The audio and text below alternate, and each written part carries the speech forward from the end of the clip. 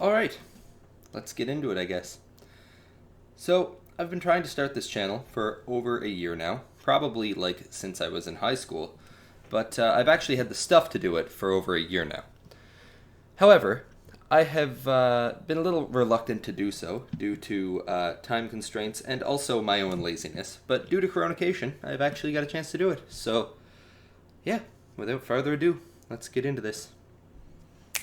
Okay, so the subject of today's video is going to be top 10 lists and how they are made to be intentionally infuriating for the viewer.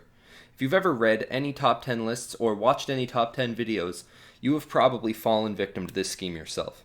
It's used in everything from WatchMojo to Buzzfeed, even all the way up to the Wall Street Journal. So I kind of got into this topic whenever I was talking to a friend of mine at work. He was a former writer for The Score, which is like a Canadian sports news network sort of deal, so I feel like he's a pretty credible source with all this information.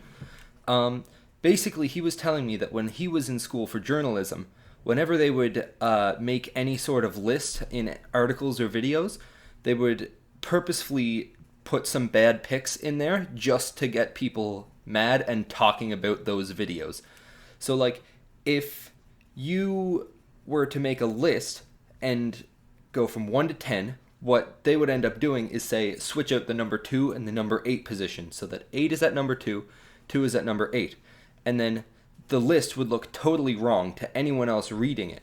So it's purposefully infuriating to the viewer or the reader, and it ends up getting them to share it so they can try to show their friends how wrong these videos are, right? That's the whole strategy behind them, is that the more people see them, the more ad revenue or more clicks that they get, so then the company makes more money overall by making misleading or infuriating content. To further prove my point, I'm going to go over an example where the list blatantly tries to infuriate the audience. Like in this video by the king of top 10s themselves.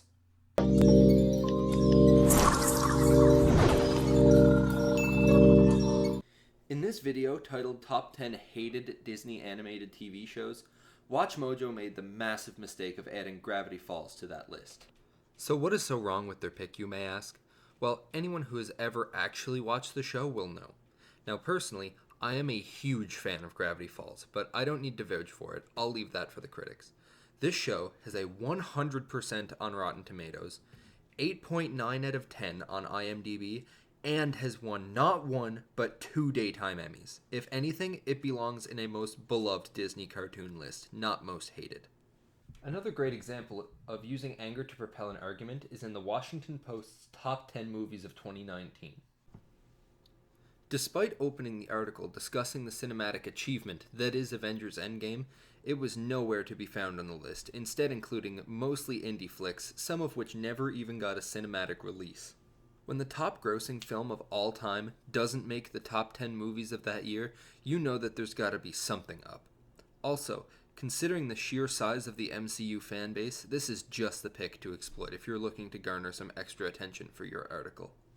See, since I mentioned BuzzFeed earlier in the video, this is the part of the video I was going to leave for them, but I feel like there is more than enough content by them to make it its own video to begin with. So I think I'll do that instead. Thank you for watching, guys.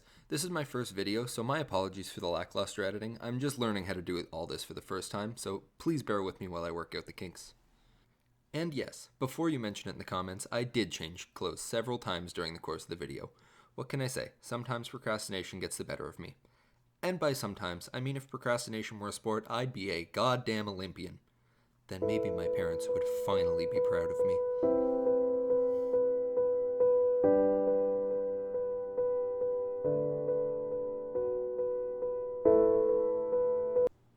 In all seriousness though, guys, I'm hoping to upload at least a video a week for the time being, but who knows?